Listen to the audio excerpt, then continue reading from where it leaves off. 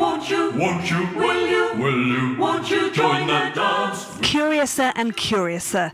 Final rehearsals for a lobster quadrille, part of tomorrow's Alice's Day celebrations. Local school children have been learning the steps, inspired by their favourite Wonderland characters. I really like the mock turtle because he was the one who actually mentioned the lobster quadrille. I kind of like the dormouse because somebody who sleeps in a teapot and tells stories about girls who live down a treacle well. It's definitely a good character for me. Alice's Day attracts visitors from all over the world for a celebration of all things Wonderland. This is where it all began, on the banks of the Thames on a golden afternoon like this, when maths professor Charles Dodgson entertained Alice Liddell and her sisters with his tales of Wonderland. The 10-year-old was so enchanted by the stories that she begged him to write them down.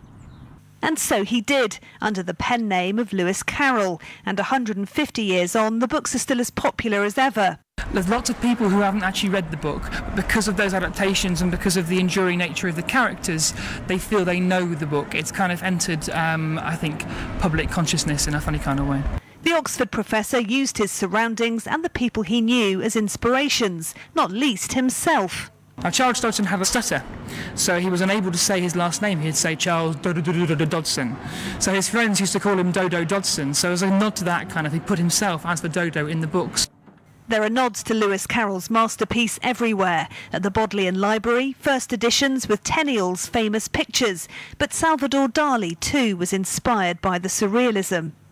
The appeal is international. In Japan alone, there are 150 translations. Today, a Japanese artist is unveiling her imagining of the story in murals to be hung around the city.